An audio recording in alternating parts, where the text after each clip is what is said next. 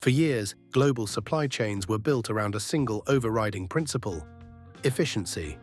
Companies searched for the lowest-cost producers, the fastest manufacturing hubs, and the most reliable export infrastructure.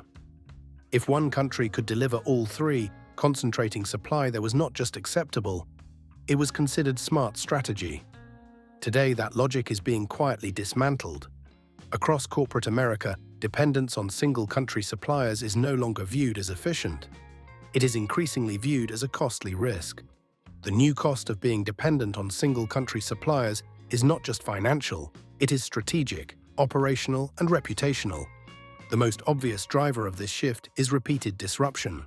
Trade tensions, geopolitical conflict, export controls, sanctions, pandemics, natural disasters, and regulatory changes have all exposed how fragile concentrated supply chains can be. When production is tied too closely to one country, any disruption, whether political or logistical, can halt operations entirely. What once looked like cost savings now looks like a single point of failure. But the deeper cost is uncertainty. When companies rely on one country for critical inputs, they lose control over timing, pricing, and availability. Decisions made far outside the company, by governments, regulators, or foreign authorities, can instantly change cost structures or access. This uncertainty forces companies to hold more inventory, build larger buffers, and accept longer lead times. Those hidden costs rarely show up in supplier contracts, but they erode margins over time. Pricing power has also shifted. Single-country dependence weakens negotiating leverage. When suppliers know they are difficult to replace, pricing becomes less flexible. Even small disruptions can lead to sudden price increases, expedited shipping costs, or unfavorable terms. Companies that once benefited from scale now find themselves exposed to supplier-driven volatility. Capital allocation is affected as well. To manage supply risk, companies often invest in safety stock, secondary logistics routes, or emergency sourcing options. These measures tie up cash and reduce capital efficiency. In effect, dependence on one country forces companies to self-insure against disruption. The cost of that insurance is ongoing and difficult to quantify, but very real. Operational complexity increases too.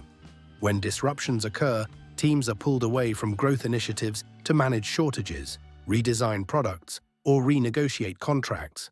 Engineering, procurement, legal and finance departments shift into crisis mode. The opportunity cost of distraction becomes significant. Management time is consumed by preventing damage rather than creating value. Reputational risk has become another major cost.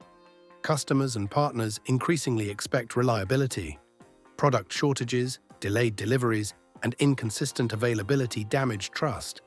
In some industries, supply disruptions raise questions about ethical sourcing, compliance, or national security exposure. Dependence on a single country can attract scrutiny that extends beyond operations into brand perception. Regulatory pressure compounds the issue. Governments are introducing policies aimed at reshoring, nearshoring, or diversifying supply chains. Export controls, tariffs, and local content requirements increase compliance costs for companies overly concentrated in one geography. Even if current rules are manageable, the risk of future policy shifts hangs over long-term planning. Technology cycles amplify this vulnerability. Many products rely on specialized components with long development timelines. If those components are sourced from one country, redesigning supply chains becomes slow and expensive. Companies risk being locked into technical dependencies they cannot easily unwind. Labor and workforce considerations add another layer. When supply disruptions hit, downstream operations, factories, distribution centers, customer support feel the impact. Idle labor, overtime spikes, and emergency scheduling adjustments increase costs and strain morale. The ripple effects extend far beyond procurement. Importantly, this shift is not about abandoning global sourcing. It is about redefining resilience. Companies are learning that the cheapest supply chain is not always the most profitable one. Redundancy, geographic diversity, and flexibility now carry strategic value. This is why many firms are pursuing multi-country sourcing strategies, even at higher unit costs. They are accepting slightly lower margins in exchange for greater reliability. They are redesigning products to allow component substitution. They are qualifying secondary suppliers before they are needed. These moves look inefficient on paper, but they reduce exposure to catastrophic disruption. Investors are beginning to recognize this trade-off. Supply chain resilience is increasingly viewed as a quality indicator.